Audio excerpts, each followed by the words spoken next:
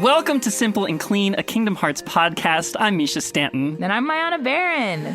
Welcome back. We made it. We're still here. Wow. And today we're going to just spend a bunch of time talking about, a little bit of low-hanging fruit for the Kingdom Hearts. Low-hanging cow poo fruit. Heyo. That's a reference to the thing we're doing about. So it doesn't feel like we can start anywhere else. If we're going to spend 100 episodes talking about Kingdom Hearts, we have to start with the main character of the series. The boyest boy to ever boy, Sora. Sora, Keyblade wielder. Keyblade master? Is he? Yeah, he did the mastery exam, I think. He failed the mastery exam. Did he fail it? Yeah. That's so Sora of him. We're going to get there. We're going to get to there. all of this. Today we're going to talk about Sora. Sora. Truly one of the boys of all time. Yes. I love Sora. I think he is such a wonderful addition to the pantheon of male video game protagonists. Yeah. Yeah, I think he represents to me a type of masculinity that, like, we have seen before in male video game protagonists, but, like, I think is a little bit less common. Yeah. He is a 14-year-old boy. He's like 16 or 17 as of allegedly Kingdom Hearts 4. Sure. A game that is not out yet as of recording of this podcast. A game that I will not believe exists until I am currently playing it. There you go. I have learned my lesson. I get it. But yeah, he is our perspective character for the majority of the Kingdom Hearts games. Not every Kingdom Hearts game, but most of them. And yeah, he is the purest boy of heart. Yeah. And it's funny that, like, he is such a pure boy. He remains a pure boy because the games and the story around him are constantly getting more and more complex and more nuanced and more like, there's multiple sides to this. Some good characters turn evil and then back again. And there's Sora just being good. He be good. He is like the good pole that the rest of the story revolves around. Yes, absolutely. As the plots progress through the games, things just become, infinitely more intense and far above the 14-year-old boy's pay grade. For sure. Like, they are writing checks that Sora just cannot cash. No money to be had in this boy. But he remains resolute and hopeful. It's interesting, too, because Sora, and this is true of, I would say, a lot of other, sort of anime-esque boy protagonists, is he is good-hearted, but not, quote-unquote, the most intelligent. Yeah. And he gets made fun of, or at least the story sort of goes like, like there's a hooded figure in the first game that's like, you understand nothing, and therefore you know nothing. Yeah. But he knows himself, and he knows what he, like, believes in. Yeah, that's so true that I didn't think about it until you just said it. But, like, there is, like, pure of heart but small of brain is like a huge trope in anime media. Absolutely. It's like full heart can't lose type vibes. Yeah. There's usually what they'll do is, like, Naruto has Sasuke, Sora has Riku, Hiro has, I'm so sorry, who's the frenemy in My Hero Academia? Oh, Bakugo. Like, you'll have the quote-unquote hopeful optimist, optimistic in spite of most adversarial forces. And then you'll have his much more sarcastic, dark counterpart who is perceived by people within the show, and I think the viewers who watch the show, as the cool, smart, competent one. Yeah. And yet, in all of those things, and this is true as well in Kingdom Hearts, those are not the protagonist. Right. Those are the foil to the protagonist. Yes. So before we get into the foils of it and, like, what this character means in relation to the world around them, like, let's just get a base. Like, yes. Who is Sora? Sora is a boy. He is 14 as of Kingdom Hearts 1. I do think it's important to also say that Sora means sky in Japanese. And I think, like, there is a beautiful hopefulness to both his name and his characterization. I think his name is perfect for that. Yeah. He is fiercely loyal. Yes. He is very athletic. Yep. He is very stubborn. Yeah. Very playful, I would say, and very, like, naive. Yeah. And trusting. And that does get him both a lot of friends throughout and also like he is so good at making friends. Yeah, he's the kind of kid who like meets you once, says hello, and is like, cool, I'll die for you now. Yeah, exactly. Which reminds me a lot of my partner now that I'm thinking about it. But yeah, Sora is a super connector. Yeah. Everywhere he goes, his heart, and I think it's partially like who he is as a character, but I think also mechanically on a deeper level what his character needs to do in the games, which is his heart creates threads to so many other characters in the realms and in the worlds that he visits. And so he has to be the goodest boy. Yeah. That's so true. In a game about connections, about like how can your heart pull others out of the darkness? Yes. He's got to be the pullingest, the hardiest, the boyingest. boyingest. Which is also why the Keyblade chose him. Yeah. Yeah, like the Keyblade, which is the weapon that, you know, the protagonist of the Kingdom Hearts games gets to have, knows that his heart is so pure and so full of light that it can overcome all of the adversarial forces that await him. Yeah, and especially in Kingdom Hearts 1. Yes. So after the first game, the idea of multiple Keyblade wielders from all different sides of the spectrum sort of exploded. But in the first game, it really is introduced like this is the Keyblade. This is the only Keyblade. And it chooses the one who's pure of heart. Yes. And so because you are so pure, Sora, boy that you are chosen by the weapon of light. And you're the only person who can combat these forces of darkness, which in Kingdom Hearts 1 are represented by every villain from Disney movies between the 50s to now. Yeah, for sure. You know, Sora, who is, for the most part, the perspective character we follow through almost every major installment. Certainly the main games. The main games. In some of the side games, you follow characters like Roxas or, you know, the 3 Keyblade wielders before Sora, which we will get into at another time. Sure, and some of them are also Sora. Some of them are also Sora. That's the other thing is Sora, his heart through crazy plot things that become revealed through a game you have to have a PSP in order to play. There are other vessels that exist inside Sora's heart that sort of make him more attractive to the Keyblade. Yes. As I am very fond of saying at this point, there's at least 2 boys and a girl inside that boy. Yep. There's essences that live inside Sora's heart that make him both more special and more chosen and more pure.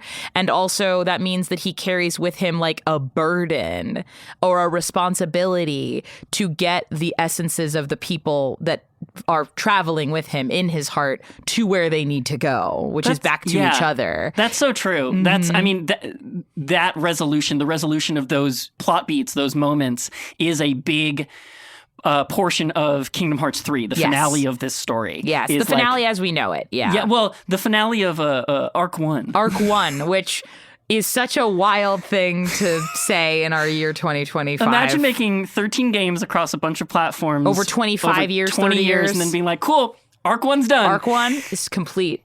Insane. I love it. I love it here. But I think going back to Sora, Mischa, what does Sora mean to you? Sora is the simple center point of the story. Yes. He is the thing that is least complicated about this story, and which I think allows the rest of it to be more. Well, at least from the writer's perspective, perhaps, because Sora is so pure and so simple, and he's got like one drive, and he's loyal to a fault, and he seeks these connections in others that may have more complex things going on, but he himself is just grabbing those things and bringing them together. Yes. I think it does allow the series to sort of like spin out and try crazy things, because in the end, you can just always come back to Sora. He's the cares core about his of friends. the Earth. He is, as you said, the gravitational center by which the rest of these planets can orbit around him. Yeah. Which is really cool. To the point where he can be the vessel for more complicated things. So when I say that there's two boys and a girl inside that boy, that's talking about other characters like Roxas, who is like a slightly dark foil to Sora. Ventus, who looks exactly like Roxas. But technically came before. Yep. And Shion, who is like a dark shadow clone of Sora. Specifically Sora's memories of Kairi. Sure. Which is, do you not believe in that one? I think it's the shadow of Sora's memories of Kairi trapped within Roxas, reflected back at Roxas. Fascinating. So, interesting. Okay, we're gonna talk at a later date about all these characters. Yeah, we'll have a Shion. I can't wait for the Shion episode. Yeah, but I love Shion. But so that Sora, because he's almost a blank slate, or not a blank slate, but a flat slate. He is unchanging in a good way. He remains himself despite, it's kind of like there's a quote in Undertale, which is so gorgeous, which is like early on in the game of Undertale, you walk up to a mirror and it's like, it's you. And then later on, you walk up to the same mirror and it said, despite everything, it's still you. Yes. And I think Sora is a beautiful character that represents a similar thing, which is despite how much this kid goes through, because Sora goes through a lot. Yeah. One of the most harrowing things that I would say happens to Sora is between Chain of Memories and Kingdom Hearts 2, which is that notoriously the first game Mischa ever played of the Kingdom Hearts franchise. Sora's entire memory of his entire life gets rearranged by a character named Naminé, who I also cannot wait to talk about. Yeah, we'll talk about her later, but for right now, she has special powers tied to Sora's memories. Right. And so she is rearranging everything that Sora has ever experienced in order to manipulate him into making a choice that he doesn't want to make. And then at the end of that story, not only does Sora become aware that this has happened to him, forgives Naminé, rescues her from certain death, and then agrees to go into a coma for a year, because that's how long it's going to take for Naminé to fix what she did to Sora's mind. Yeah. And then he wakes up from that coma and then immediately gets back to work. Yeah. Immediately gets back to work saving the world. Comes out of that pod, his clothes are a little too small because he grew while he was in the pod, and he goes, let's do the next adventure, y'all. Let's get back into it. We're back, boys. Yeah. I think that there is this interesting trend in anime male protagonists and Sora of almost like a Jesus figure, where it's like they're so self-sacrificing. Yes. They are unrelentingly generous. Yeah. They are completely overwhelmed by their love for other people. And that allows people who feel less than pure and less than worthy to have an aspirational figure to compare themselves to, which creates angst for the other characters. Yes. I think a lot of, for example, Riku's arc is I'm not as good as Sora. How can I still be a hero? Yeah, I completely agree with you. And I think that a lot of Roxas's arc is I'm not as real as Sora. Yeah. How can I still be a person? Yes. So all of these people are just comparing themselves to Sora, who's the paragon. He's literally minding his own business. Yeah. I've never met a man more minding his own business. It's so funny because I've had this conversation with friends before where some of my guy friends will have this thing happen to them where other men in their lives will just respond to them in very surprising ways, where they'll go out of their way to bully that person or go out of their way to compare themselves to a certain person. And the way that I have categorized it into a phrase that I can understand is, what's he so fucking happy about? What's he got to smile about? Yeah. There are those people in the world who I think instead of looking inward at their own unhappiness, instead resent the happiness and purity of another person. And I think Sora is one of those kinds of people where it's what's he got to smile about? It's plenty. He's he might be in the throes of a crazy cosmic war, but he gets to meet Ariel, and that's pretty cool. Yeah, his mission in this cosmic war is make as many friends as possible. Yes.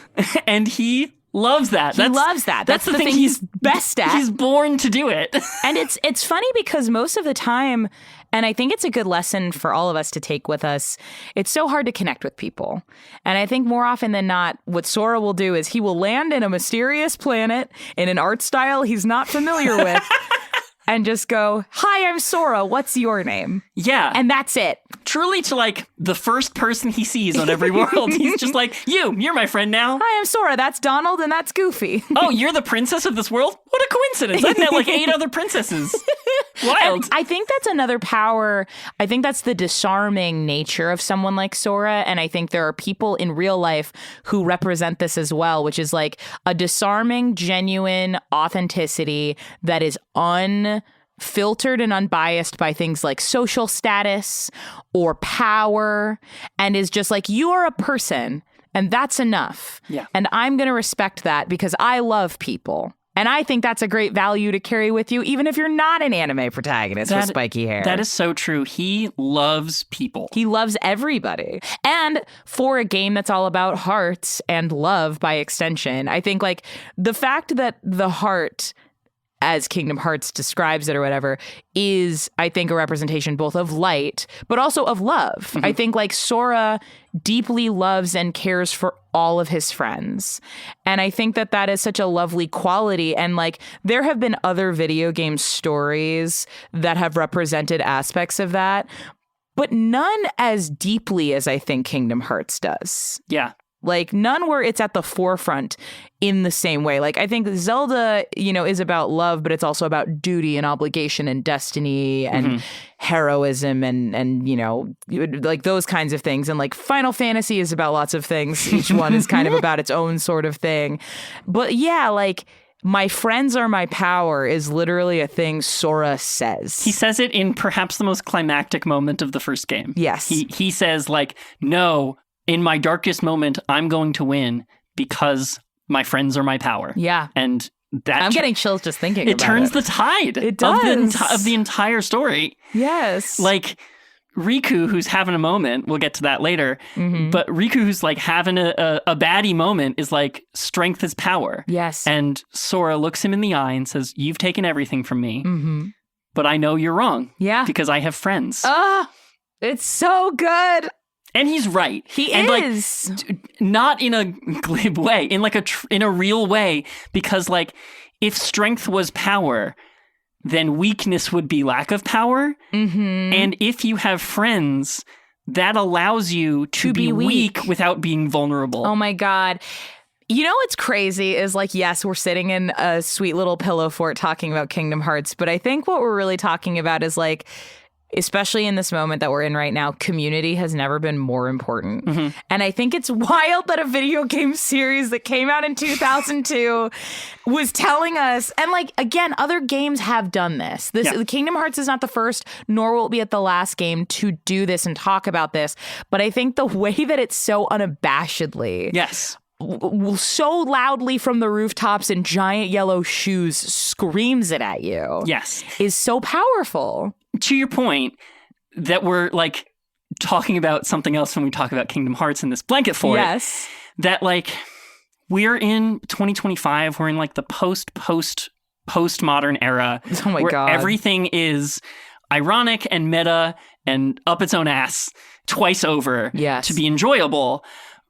But like, this is a kid who just loves what he loves, and he teaches you to love what you love. Yes. And like, that's why we're making this podcast, because we decided to stop being afraid of the fact that we love the stupid game. Yes. And like, Sora is emblematic of that. He has no hint of irony in his entire body. Not like, one. He loves everyone, and he's not afraid to tell everyone how much he loves everyone. Oh my God, yeah. In the face of people who wield unimaginable power over one of the fundamental forces of the cosmos, he will stand his big ass shoes in the dirt and say, whatever, man, look at all my friends. Yes, literally he'll look evil in the eye and say, you're stupid. A thing he does in Kingdom Hearts 1. And he does it multiple times in the series. You're and that's stupid. I think there's a point where I forget who's describing an evil plot, and he just goes, Well, I wasn't paying attention to any of that. Yep. It's my favorite It's the line. best. Because I will say the thing that's interesting in comparison to even, I think Sora has more in common with anime male protagonists of shonen than he does with other male video game protagonists to a certain degree. But I think what's interesting about a lot of male anime shonen protagonists is there is like a darkness in almost all of them. Naruto has a darkness to him.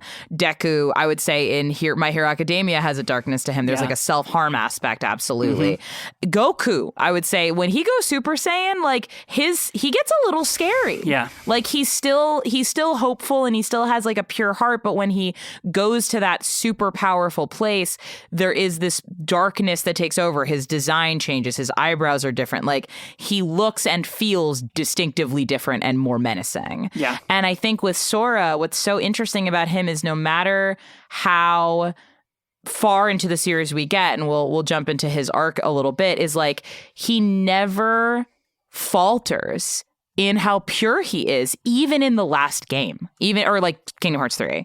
I want to push back on that a little bit. Ooh, okay. Because there is just a little seed of Sora's darkness throughout the series. Really? Okay. Yeah. Again, in that climactic moment in Kingdom Hearts 1, he sacrifices his light. He does. Which is abundant and radiant. Yes.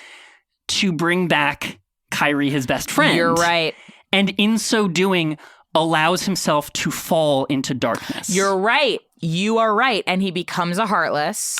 And not just any Heartless, but an ordinary Heartless. Yes, the most ordinary. One of the weakest Heartless that like blends into a crowd. The one that you find in the tutorial. Yeah. The first one you ever kill. And I will also say, the minute I said it and you push back on it, there's also his Heartless Shadow fusion form. Right. Which is not super common. But it comes out of that moment. It comes out of that moment. You're right. In the rest of the games, Sora can sort of adopt a shadow form, a rage form, whatever you call it. But like it's not really brought up a lot in the game series, but when they do refer to it, it is always tied back to that moment in Kingdom Hearts 1 where he fell to darkness. Now, can I make a counterpoint to your counterpoint? Always. Which is, in the tutorial of Kingdom Hearts 1, the first boss fight you have is Sora's Shadow, which is a giant creature with a giant gaping hole in his chest in the shape of a heart. But I would make this argument to you, which is, I think that is Sora, and this is something I'm literally coming up with right now. I think that's Sora's interpretation of his own darkness. Yeah. But his true darkness is that of a common, small Heartless.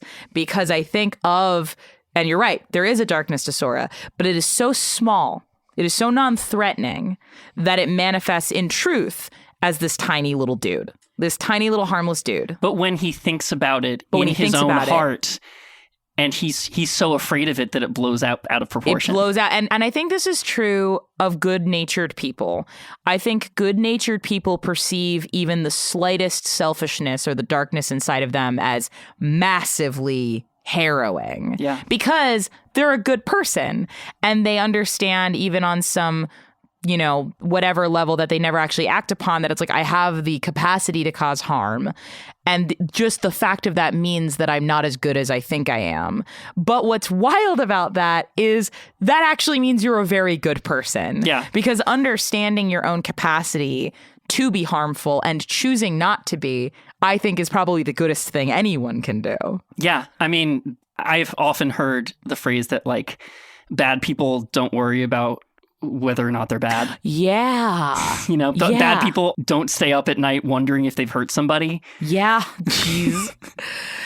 Oh, man. And it's funny. It's like we're here again in the Pillow Fort talking about Kingdom Hearts. But what are we really talking about, Mischa? It feels like we're talking about more. And every time we start to talk about Kingdom Hearts, it's wild how quickly it becomes more.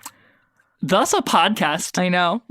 I love it. And we hope you're here for all of it, because we're not going to stop, I don't think. I don't think so. I think the whole point of the show is to examine the philosophy of life through this silly series.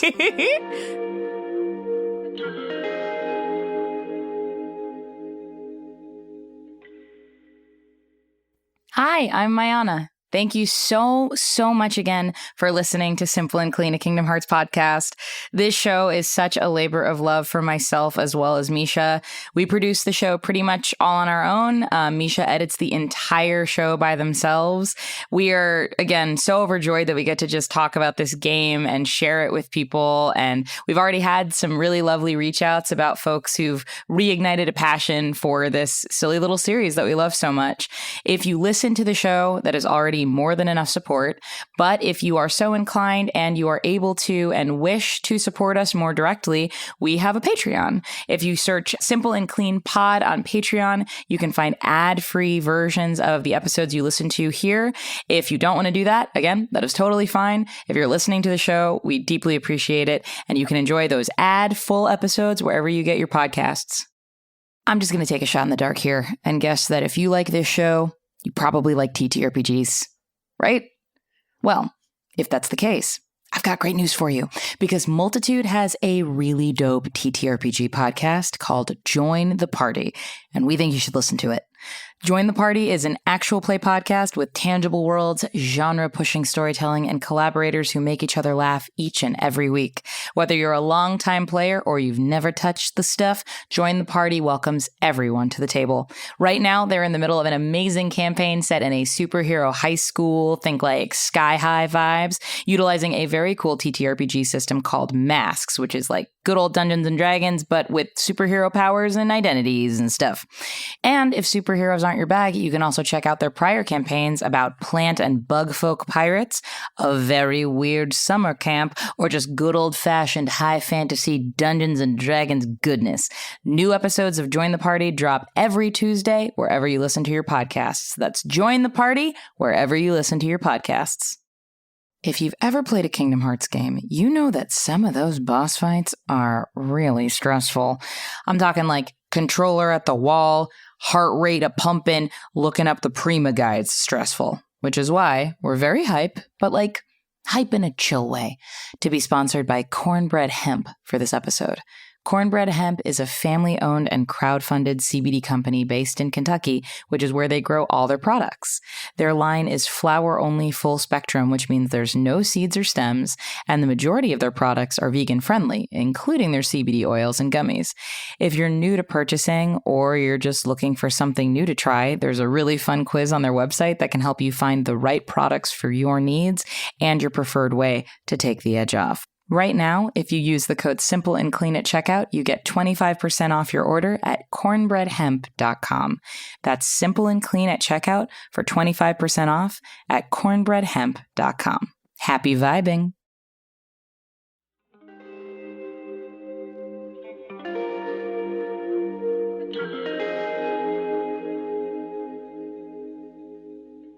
So getting back to the silly serious nature of it, let's talk about Sora's arc in the games. Yes. Okay. So we've talked about the kind of guy Sora is. Mm-hmm. What actually happens to this boy? What actually happens to this boy? Well, so... Please walk me through what happens to him in Kingdom Hearts 1. Yes. Because as previously established, I did not play that game. Yes, of course. So it's pretty, I would say, of the games, Sora's arc in Kingdom Hearts 1 is the most straightforward. I will specifically hit the big beats and my personal favorite two beats, which are very close to each other, and they're both towards the end of the game. But basically, yeah, Sora is a 14-year-old boy. He's minding his own business. He has a crush on his friend Kairi, and he has a crush on his friend Riku. He also... Inconclusive. Inconclusive, Your Honor. Let the record show that I cannot confirm nor deny that Sora has a crush on Riku. I object. Meet me in the pit. in the Hercules pit. Whatever. Meet me on the beaches. All right, I'll meet you. We'll duke this out with wooden swords as gentlemen intended. But yeah, Sora is a boy, and he's got these two best friends, Kairi and Riku, who may represent the bisexual struggle. We don't know. But, you know, he's kind of a kid who hasn't really wondered that much about the world. And he even says this in the beginning of Kingdom Hearts 1, which is he never thought about even leaving his home before Kairi showed up. And he realized, oh, people come from other places. And that's really Riku says that. Yeah. Riku says that of Kairi. Sora is just minding his own business. But he's down. Yeah, he's at that point where he'll do whatever his friends are his doing. older friend says. Yeah, you you're know? right. You're right. Because Riku is a year older than Sora. So yeah, Sora is the little brother. Sora's the little brother in most aspects, I would say. And so very quickly into the game, Riku and Kairi get pulled away from Sora and separated with him across cosmic realms. And Sora is on a mission to get his friends back. And man, you know what's spooky is now thinking about it in the context of like, I'm 14 and I'm following my 15-year-old friend and the girl I have a crush on. Of course he's going to look for his friends. Yeah. He doesn't really have anything else. Yeah. Yeah, but honestly, that's enough. Yes. You know, and so that drives him through the first game, and he befriends Donald and Goofy and a myriad of Disney characters as he travels across the world. Right, and he's sort of given this quest. He's given this quest. He's like, chosen. Protect the worlds from darkness. And, greatness thrust upon him. Right, and it seems to me, from the outside, I'll grant you, it seems to me that like he's doing that because he doesn't have anything else to be doing while he's looking for his friends. Yeah, it's like I might as well bop around to all these places that Donald and Goofy are telling me to go. Yeah. Because of inadvertently we will get to my friends. And what's interesting is Donald and Goofy are on a very different mission. They've been told to find the Keyblade wielder, but they are looking specifically for Mickey. And Goofy very early on kind of goes to Donald and says like, hey, are we really going to help Sora find his friends? And Donald's like, whatever, we'll figure that out later as long as he stays with us. And Sora does get hurt by the fact that Donald lied to him. Yeah. And it was sort of, he'd been had. Sora very early on has an encounter with a mysterious figure in a hooded robe, as you do when you're in a Star Wars / a Lord of the Rings / a whatever Destiny story. Sure. And those black coats. Those black coats. Well, this one's brown. The OG hooded figure is a brown, nondescript cloak thing. Not a part of Not the guy. Not the guy. But he goes to Sora in this moment very early in the game and he goes, you know nothing and you understand nothing. And Sora's like, that's not true and I'll prove it to you. I don't know how and I don't know anything, but I will prove that I know stuff. Which is the most, that's, you know, sometimes that's all you can say. But I think like Sora in his own little way, I think comes up against this trusting sort of obliviousness or naivete or ignorance that he has. And towards the end of the game, you hit a couple worlds in rapid succession where Sora and Riku keep finding each other more repetitively. And Riku is definitely on the path towards darkness, and Sora is definitely on the path towards light, and their rivalry has never been more apparent. And then you get to Hollow Bastion, which is towards the end of Kingdom Hearts 1, and Sora loses access to the Keyblade, which I think is probably one of the most powerful moments for me, 11, 12 years old, and Riku gets the Keyblade and he's wielding it now. And that's crazy. And Riku tosses this little wooden toy sword back to Sora, a toy sword that you have not interacted with since Destiny Islands at the very beginning of the game. And you have to fight your way through most of this dungeon with a toy sword. And it's incredible. You know, so then Sora fights Riku. Sora gets access to the Keyblade again because he stops doubting himself. And he then, in a moment of self-sacrifice, as you said, Mischa, he sticks a dark, evil Keyblade that Riku has into his own chest and releases the part of his heart that can bring Kairi back from. Right. I think Kairi's heart was like residing within Sora for most of the game. Yes. Or it's something. like slumbering. Yeah. And so in order to release her heart back to herself, he has to release his own heart as well. And so he becomes a Heartless for like 0.25 seconds. Kairi hugs him and he turns back to normal, which is awesome. It's so sweet. Yep. And then at the end of Kingdom Hearts 1, Sora and Riku get separated again. He gets Kairi safely back to Destiny Islands, and then he goes on a quest to find Riku. Yep. And then in Chain of Memories, he forgets that he's doing that. Well, before we move quite along, there's something to naivete being Sora's power. Yes. That he's like, no, what are you talking about? Riku and I are best friends. Yes. I don't care about everything he just did to me. I don't care that he almost killed me, that he almost killed our other best friends. That he also tried to kidnap Kairi and like turn her into his princess wife or some weirdness. Obviously, none of that matters because we're friends. And so I'm going to go find him. Yes, I'm going to go find him. No. Absolutely. Absolutely. And also, I will say his naivete is also his biggest weakness. Yeah. Because he is so trusting, because he is so good-hearted, he does find himself in the clutches of forces that are much more selfish and evil than him, who want to harness that goodness for themselves, for their nefarious purposes. Yeah. And so, he goes into Chain of Memories, which is the second game in the series, but is not Kingdom Hearts 2. No. And you play it on the Game Boy Advance or on emulators if you're very clever. And Thank you. You are so welcome. And then Sora's memories get taken away from him. He forgets that he's looking for Riku. He forgets that he's looking for Kairi. And he remembers a different girl that he was devoted to named Naminé. Right. And Naminé's role in that is basically to gaslight Sora via magic into believing that Naminé is the girl that he's always cared about. That he and Riku have been fighting over the whole time. That he and Riku have been fighting over the entire time, completely erasing Kairi from Sora's mind.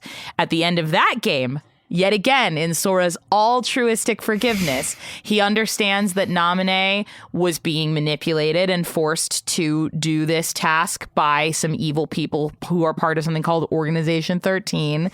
He forgives Naminé. Yeah. He protects Naminé in a harrowing final battle moment, and then agrees to go into a coma for a year so that Naminé can fix what she broke. Right. Can I... And maybe we'll talk about this in the Naminé episode or the Chain of Memories episode. Why was she doing that? Why was she doing that? From what I understand is so that Sora would be devoted to her, and then he would do whatever she says. Oh. Because they needed Sora's good-hearted, friendship-motivated heart to be in service to someone who could tell him what to do on behalf of the organization. Weaponizing his loyalty. And the only way to do that was to trick him into thinking he was friends with her. And the harrowing, beautiful thing about that is Sora goes, I would have been your friend anyway. You just had to ask to be my friend and we could have been friends. Well, and that's down to the traumatic nature of Naminé's existence, which obviously we'll get to later. Talk about in the Naminé episode. Naminé is one of my important 12% of my personality. I will, at one point, Mischa, I will break down the pie chart of all of the characters that are just me. Whoa. And have created the fundamental structure DNA of who I am, and Naminé is absolutely one of those characters. And we'll take all of those characters and we'll give them to the Moogle, and he'll give us Mayanna, the ultimate weapon. The ultimate weapon. That's maybe the nicest thing anyone's ever said about me. I stand by it. Then we have Kingdom Hearts 2. On the PlayStation 2. Yeah. Between Kingdom Hearts 1 and Kingdom Hearts 2, I think it had been like 6 or 7 years. Yeah, it was like a handful of years. Yeah, it wasn't as crazy as it was gonna get. No, like a development cycle's worth of years. So then we have Sora. He's out of his coma. He has a little guy who exists outside of him, who is an inadvertent side effect of the fact that he was a Heartless for a little bit, named Roxas. He was a Heartless for 1.5 seconds, but that was enough. As we learn. So Sora has this little counterpart named Roxas, who you start playing the game as, and I will not say more about Roxas at this time. It's going to be its own episode. Because it has to be its own episode. But then, boom, you're Sora again. Your clothes are a little small. You get new clothes. It's awesome. And what's interesting, I would say, about Kingdom Hearts 2 is I would say Sora's arc is probably more understated. I think we're kind of going through, like, gameplay-wise, Kingdom Hearts 2, as we discussed, may be the best Kingdom Hearts game. Yeah. But I think in terms of story arc for Sora, Kingdom Hearts 2 is where a lot of new elements get introduced into the Kingdom Hearts ethos. Yeah, I feel like Kingdom Hearts 2 is where they were like, okay, this series should probably have a plot. Yeah, and the plot was plotting. It sure was. But I think as a result of that, Sora is basically maintaining the same kind of core mission, which is I'm going to find my friends. And then at the end, he finds them and he's so moved to have found them. And that's really beautiful. Also, men who cry. Yeah. Sora cries and it's beautiful and he cries a lot and it's part of who he is.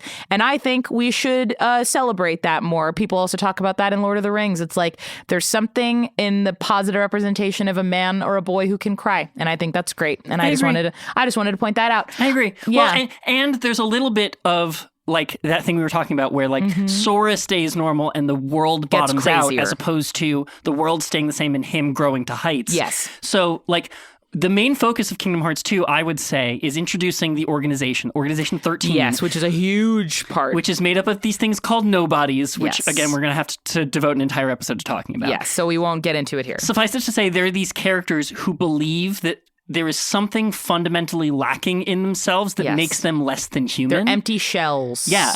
And yes.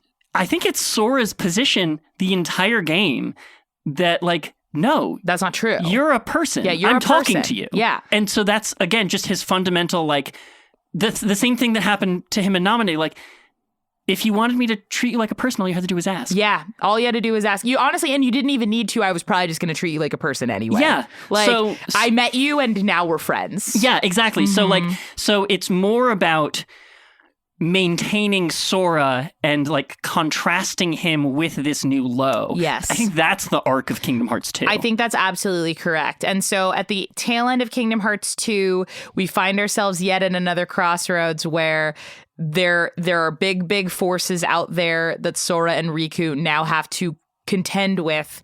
And Kairi gets her own Keyblade, which we will talk about later. But like more people get Keyblades, more people sort of get enlisted into the oncoming conflict that is impending with darkness and with men named Ansem and other things. I'm not even going to talk about how many boys are in Ansem. Yeah, there's too many boys in Ansem, and we will talk about Ansem at another time. But I think then Sora has a little fun detour time where he starts to go on his mastery journey. Yeah, they at the end of Kingdom Hearts 2, like Sora, Riku, and Kairi are reunited. Yes. They head back home to Destiny Islands. Yes. And it's sort of like, wow, we did it. We did it. And we go back home, but it's obviously there's a conflict coming. Obviously, Sora has been like amateuring his way around with a Keyblade. He's been live, laugh, loving his way through these fights. Truly. And he gets really good. He gets a really good combat kit in Kingdom Hearts 2. He gets access to a lot of really cool abilities. But it's time for him, much like Luke in Star Wars, to actually understand the power that he wields. Right. So that's Kingdom Hearts 3D : Dream Drop Distance. which is Sora and Riku are both going through the Keyblade Mastery exams, Right. which involve going through these dream dimension worlds, some of which you've been to before, some of which are new, like Hunchback of Notre Dame, which I was so excited that they finally did. Gameplay-wise, we'll talk about it when we get to that episode. Dream Drop Distance is a wild game. Yep. My Yes. favorite thing about Dream Drop Distance is that there is a Tron Legacy world, which is not the same as the original Tron world. Nope. There's 2 Tron worlds. Yes. Why? Oh, yeah. Well, I mean, it's kind of the same thing with Atlantica. Little Mermaid World changes entire gameplay formats between Kingdom Hearts 1 and 2. The first one is it's a world like any of the other worlds. You traverse it, you have combat, you do whatever. And in Kingdom Hearts 2, it's purely a rhythm game It's a rhythm music game. with some songs that were not in the movie. And And- I think that's great. And some of those songs, not very good. Nope, not very good. Not good songs. Not very good. Howard Ashman, rest in peace, King. You really did give us some great bangers. Yep. Rest in peace, King. Hard to follow up on, I'll say. Swim This Way, couldn't do it. But they sure did try. But yeah, and so I forgot this because I actually never finished Dream Drop Distance. Sora fails the mastery exam. Yeah, so Sora and Riku are going through their mastery exam. They're trying to like awaken worlds that had fallen dormant. asleep. Yeah, dormant. They sort of yeah. like they didn't fall all the way to darkness, but they sort of fell into like a limbo state Yeah, where nebulous. they were. Yeah. And so their mastery exam is like go and awaken these worlds again. And as they do, they're confronted by a villain that is tied to the other villains. He's young Xehanort. The guy in right. charge is Master Xehanort, and there's like 7 other versions of We'll that guy. get to that We'll get to it. later. Yeah. But in doing that, it's not that they get sidetracked. It's just that like that takes priority because that's an imminent danger. Right. And over the course of that adventure, Riku sort of reaches his mark of mastery and Sora doesn't. Yeah, that makes sense. I kind of, what I love about Sora, and I love this about a lot of again, male sort of anime protagonist, because I think Sora's arc is closer to theirs, is Sora fails a lot. Yeah. And he is not perfect. And he is not a master in the same way that Riku is a master. Yeah, well, and he's surrounded by potential mentors, which we'll have to talk about in another episode. I'm so sorry we're teasing all of these future. It's episode 2. Forgive us. I mean, but the thing about Kingdom Hearts, which again is crazy about it, is like there are so many threads to pull on. Like people, we've even made these jokes of like, it's so hard to unpack a game like Kingdom Hearts, but it is. And for a game with a quote unquote plot this dumb, there's a lot of really interesting things to discuss. And so I'm excited to discuss them, but we can't do all of it here. No, we are trying so hard to just focus on Sora. Just Sora today. Sora today. So yeah, so suffice it to say, he fails his exam. That's so cool. And I feel like Kingdom Hearts 3 makes a huge point of like, Sora, we really needed you to pass. Yeah. It was important that you did that, and you didn't do it. Yep. You better do it now. Yeah. Because the bad guy's bad guying. The bad guy be bad guying. And then Kingdom Hearts 3 happens. And I would say, I know, and I'm glad we talked about it briefly last episode, Kingdom Hearts 3, I played it pretty quickly after it came out. And I was quite satisfied with it. I did understand that, like, as a game, it was not as good as even Kingdom Hearts 2. But one of the parts to me that I think stands out as the most powerful in Kingdom Hearts 3 is when Sora is in what I guess is heaven. Yeah, they call it the final world. The final world, which I'm pretty sure is just heaven. It's a big, wide open space with a blue sky with clouds and the watery, and the ground is that full you're of walking water, on. so it's reflecting and it just looks like clouds everywhere. Yep, and it's powerful. And it's also beautiful. somebody comes out and says, "Hey, Sora, you died." Yep. Yep. So it sounds like heaven. But Sora speaks to these sort of spirits of the dead, like the remnants of hearts that have fallen before him, and he's able to give them comfort and solidarity and kindness. And I don't know what pulls him out of that place. I'm trying to remember. I think it's Kairi. It's either Kairi or Chirithy sends him back in time. Oh, that could be it. Yeah. Before we get into that, really quickly, Kingdom Hearts 3, Sora is there. You kind of get dropped in medias res. Yeah, they're kind of like, you failed that exam. We really needed you to obtain this specific ability that you would have gained from your master exams. Yes. They call it the power of waking. Yes. I think that's a bad name. I agree. It doesn't really describe the thing it does. But they say, like, you need to go get this power. And to do that, you should go to more Disney Worlds. Yes. And I would say for the first, 20 to 30 hours of the game, you'll go to a Disney World, you'll do the Disney plot, you'll leave the Disney World, and Goofy and Donald will be like, "So Sora, did you gain the power of waking there? It? And he's Are like, you winning, son?" No, I don't. I don't think I did. And he's like, "Nah, shoot, I didn't get it that time. Yeah, maybe next time." Yeah, and then you do that for 20 hours. Yeah, and it is kind of. I completely lost the plot that was the thing that he was supposed to be doing for most of Kingdom Hearts 3. Yeah, because there's absolutely no progress on it. Yeah, despite all the things you do. But I do like the fact that it is this thing where Sora, because I think. I as a woman in my 30s, as I like to say, it's really hard when the world gives you adversarial challenges, and it can be so easy to just give up, right? Yeah. But, you keep going. You just keep going. And Sora is yet another wonderful representation of, like, he is undeterred and will keep getting up, and it is a hard thing he's doing. It is demoralizing in some ways. It is discouraging in some ways. He's never embittered by the fact that Riku passed and he didn't. No. Like, not once. No, I mean, much like the end of Kingdom Hearts 1 into Chain of Memories, he's just like, yeah, obviously Riku and I are friends. And, yes. And I'm happy for my friend. And all else will be figured out from there. So in Kingdom Hearts 3, Sora's like, oh, I don't have this power. The Keyblade did choose me. Yeah. Eventually I will gain this power, and everything will be fine from there. And I just have to do stuff until I get it. Yeah, I just have to keep doing what I'm doing, and at some point it'll make sense. And then we get to the Keyblade Graveyard. Yeah, the point at which the plot of Kingdom Hearts 3 turns on. Yeah, about 20 minutes before the credits, I'd say. We've had our fun. Woody from Toy Story World calls the literal bad guy a piece of shit. Oh my God. One of the best scenes in the entire game. It's literally so good. Reading the bad guy for filth, and you're Woody from Toy Story. He's like villain monologuing, and Woody just steps forward and goes, I don't care about that. I don't know about that, but I do know is you better give me back Buzz Lightyear. You're not going to turn Buzz Lightyear into a shadow zombie from the heart of darkness. I love this game.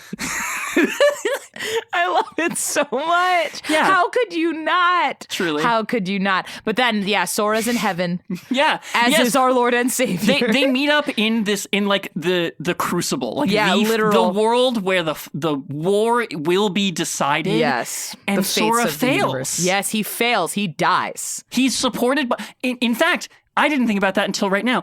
He has the support of the most friends he's ever had up to that point in the series, and they all fail. Yeah, they all fail. And it's actually, I think, the only moment that Sora falls into despair. Yes, he does. He loses all these people around him. They're consumed by a tornado of shadows. Yes. Until, it's just him and Riku standing against them. Yes. And the final person to fall is Riku. Yes. And when he does, Sora screams in despair. I think it's the only time he screams. Yes. Yes. It's, harrowing. Yes. Because I think, and we see this, it's like when you see your parents cry for the first time. Yeah. Where you realize, even you are human and afraid. Yeah, it is perhaps the most depth that Sora shows. Yeah. Not derogatory. Again, we've talked about the virtue of him as a pure and flat character. Mm-hmm. But, just in that moment right before the end, yes, you see a shocking amount of depth. Yes. And I would say I would push back against the word flat. I would consider instead consistent. Sure. I think he is consistent because for the most part, and what's interesting about that is it means that his resilience level is quite disturbingly high. Yeah. He experiences, again, crazy shit over the course of these games, much like Steven Universe in a lot of regards. And it's only at the very end when things are really, really, really scary that you go, okay, I don't know if my heart can take it. Yeah. I don't know if my heart can take it. I agree, and I want to apologize. No. Flat was not right. Surface level was what I meant. Yeah, that's fair. Again, without that postmodern being ironic and meta about everything, Sora just is who he is. He is who he is. He is unchanged, not because he hasn't evolved, but because I think he's evolved in the ways that matter to him. Mm-hmm. He has developed in the way that makes sense for him. Yeah. And then he dies. And goes to heaven. And goes to literally heaven and talks to, angels, essentially, and waits with them to pass along to the other side, and then is brought back because he can't be dead because it's Sora. Because he's the main character of the story. Sora. But much like many a protagonist, he sees the other side. He knows that he is not yet done, and he comes back to finish the fight in the dumbest named place ever, Scala ad Caelum. A word that I don't know what it means. Do you want to know what it means? What does it mean? It's shitty translated Latin. It's supposed to translate to, ready?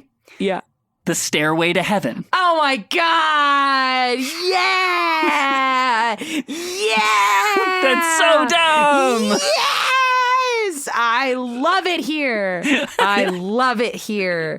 Oh my God, it's so great. And then he wins because he's the main character. Yeah. And then... allegedly, if you are to believe the trailer, the only breadcrumbs we have about Kingdom Hearts 4. Yeah. Oh, but before we even get there, yeah. The way he stops Master Xehanort How does he? Yes. Is he convinces him to stop. He doesn't kill him. Very Avatar The Last Airbender. Yeah, he says hey... you don't have to do this. You don't have to do this. You can simply stop fighting. We can all be friends. All you had to do was say you wanted to be my friend. Oh my God, Sora, we don't deserve him. Yeah. Because he's Jesus. Anyway, but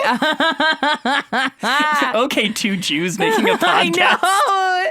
Hey, we're allowed to. He's one of ours. That's so true. And Christians hate when we say that. What a mensch. That Jesus boy. What a mensch. He built all those benches. Sorry. Would you describe Sora as a mensch? Oh, yeah. I would describe Sora as, oh my God, Tikkun Olaming all over this bitch. Very true. Oh Actually, my God. Putting the pieces back together. Taking my stupid ironic joke and making it earnest. That's all Sora's I do. Power. That's what Sora can do to a person. You know, if you heard the good word about Sora, I think if you let Sora into your heart, I think you'd see the light. You know?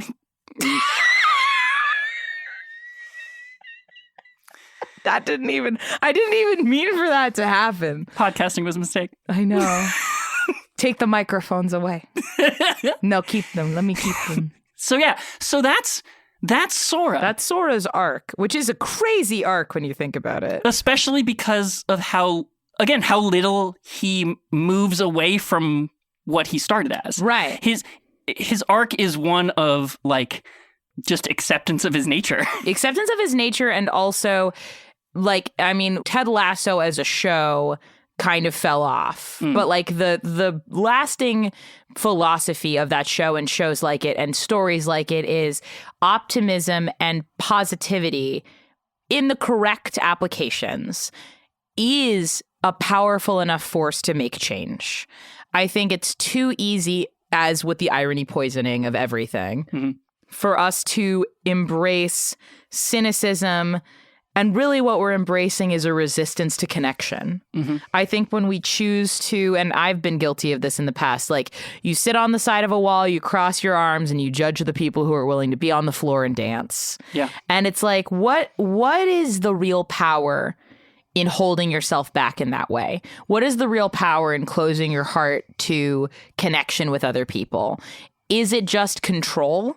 Because like it's scary to open up your heart to other people. It is. And you know, because there's always the chance that when you invest something in someone else, that there could be, you know, pain, pain, betrayal, disappointment. Yes, these are potential outcomes, but nothing ventured, nothing gained. 100%. And I think the power of Sora and characters like Sora is that reminder that like my friends are my power. Look at us doing our little show. Like, I wouldn't be anywhere without the people in my life. I wouldn't be anywhere without my friends. Same. Oh my God. Like literally just last night, I was having a really hard time writing something. And my friend was like, do you want to just come over and sit on my couch and I'll just be next to you and I'll be on my laptop and you'll be on your laptop. And it was great. Like, and we didn't even talk, really. Like, but just the offer of support. Just the offer of support, just the offer of companionship, just the offer of